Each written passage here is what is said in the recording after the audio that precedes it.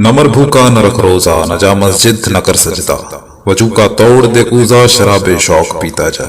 हमेशा खा हमेशा पी, न गफलत में रहो एकदम, नशे में सैर कर अपनी खुदी को तू जलाता जा।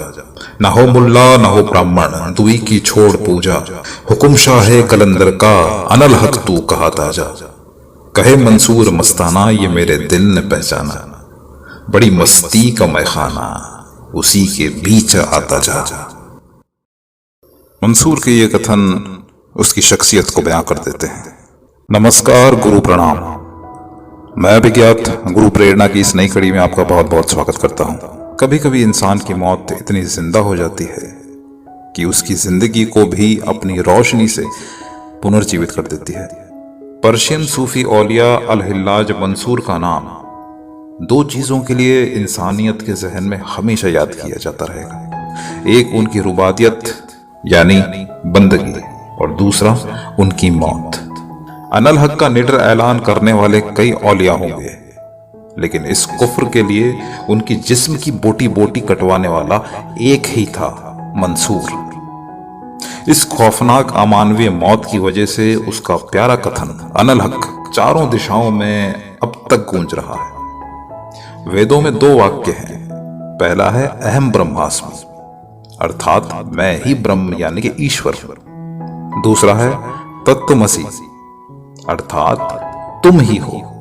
अनल हक का अर्थ होता है कि मैं खुदा, और कुछ लोग इसका अर्थ मैं सच हूं ये भी कहते हैं। आदि शंकराचार्य ने भी अहम ब्रह्मास्मि के महावाक्य का उद्घोष किया था, लेकिन सहनशील उदामना हिंदू धर्म ने उन्हें इतनी कठोर यात्रा नहीं दी।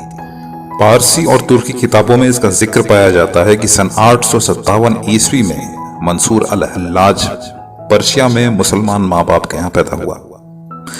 मंसूर जन्म से सुन्नी होने के नाते बहुत पाक दिल था।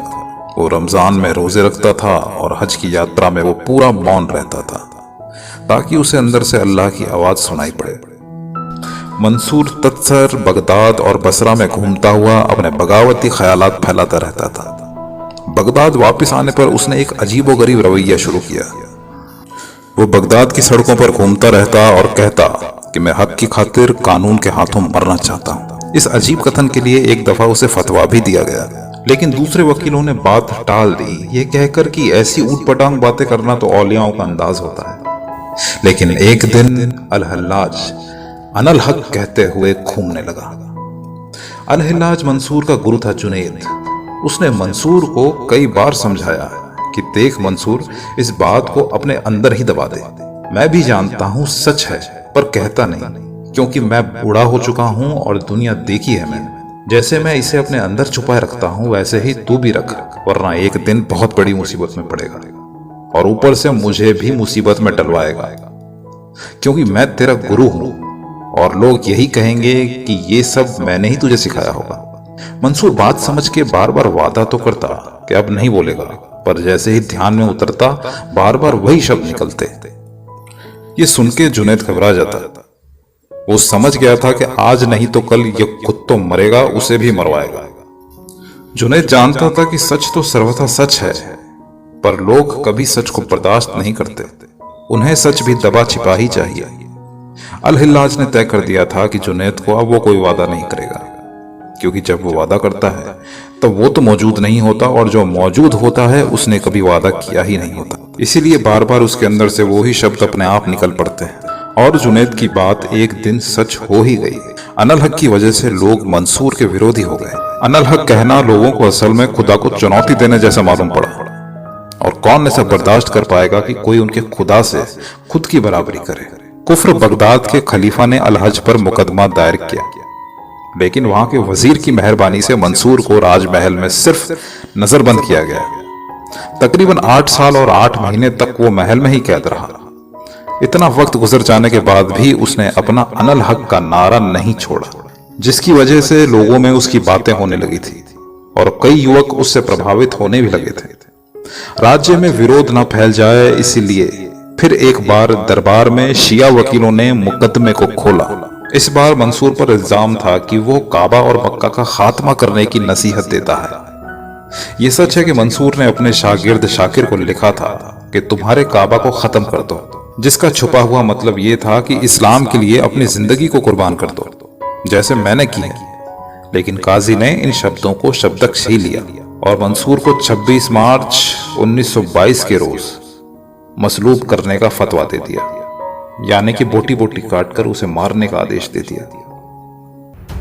कहते हैं कि 11 साल जेल में यातनाएं सहने के बाद 1922 ईस्वी में उसे एक बड़ी भीड़ के सामने लाया गया।